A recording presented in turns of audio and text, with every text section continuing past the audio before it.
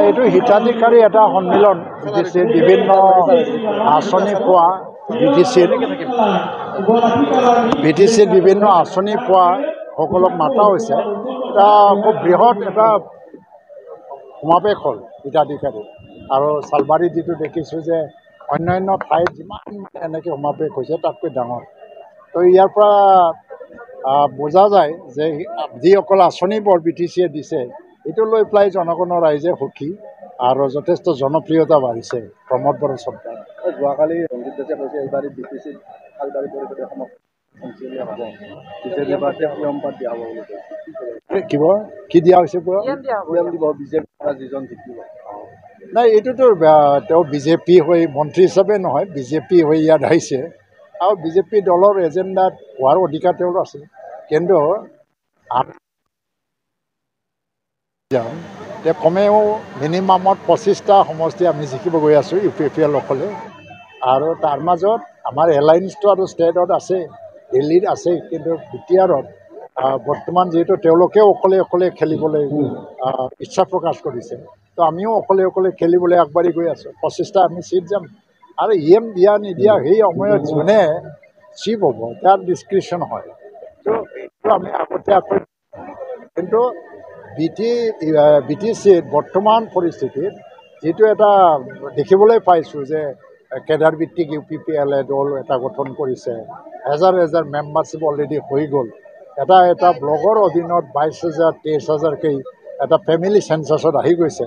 এনে ক্ষেত্ৰত UPPLক ৰোধ কৰিব পৰা ইয়াত কোনো শক্তি নাই।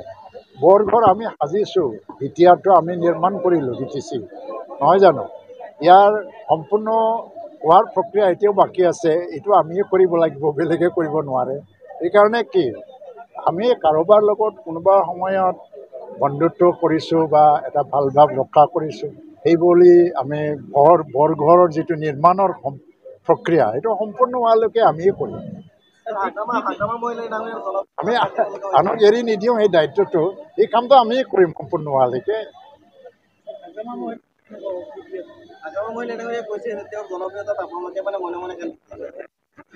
হাগ্ৰামাই ভাল কথা কৈছে। ই মানে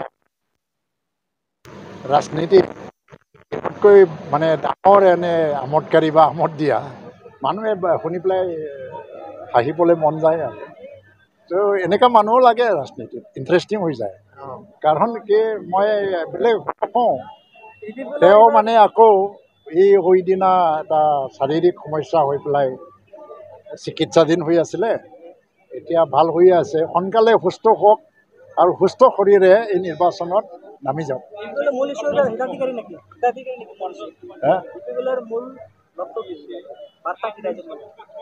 ইয়াতে আহিছে, বেলেগ দলৰ মানুহ আহিছে, আমাক ভোট নিদিবও পাৰে, কিন্তু মেক্সিমামে হয়তোবা UPPLক ভোট দিব। হিতাধিকাৰী নন হিতাধিকাৰী কি আছে, পৰিয়ালেতো লাভ হৈ আছে আৰু সমাজৰ নিম্নতম পৰ্যায়ৰ ব্যক্তিসকলক সহায় কৰাটো এটা ৰাজনীতি নহয়, এইটো সেৱা। সেইকাৰণে আমি দৃঢ়তাৰে ক'ব পাৰোঁ শালবাৰী UPPLৰ কোনো কথা নাই, শালবাৰী UPPLৰ কোনো কথা নাই। মুখ্যমন্ত্ৰী বিকাশৰ বাৰ্তালৈ বিটিআৰলৈ মাজনীয়ভাৱে আহিব। বিটিআৰত ইতিমধ্যে বিকাশ হোৱা নাছিল নেকি তোমাৰ ওপৰলৈ? মুখ্যমন্ত্ৰী ভাল কাৰণে ভাল উদ্দেশ্য লৈ আহিব, মানে এটা 3টা আঁচনি ক্লিয়াৰ কৰিবলৈ বাকী আছে, যেনেকৈ এই অৰুণোদয় আৰু CM-AAA আৰু MMU মানে চেচুৰেশ্যনত গ'ল আৰু এতিয়া ফাণ্ড ৰিলিজ হ'ব লাগে। তাৰ আগতে তেওঁ 5টা ডিষ্ট্ৰিক্টত এটা স্ক্ৰুটিনি কৰিব বিচাৰি আছে যে সঠিকভাৱে গৈ আছে, বেলেগ নাই, ৰাজনীতিৰ কোনো উদ্দেশ্য নাই।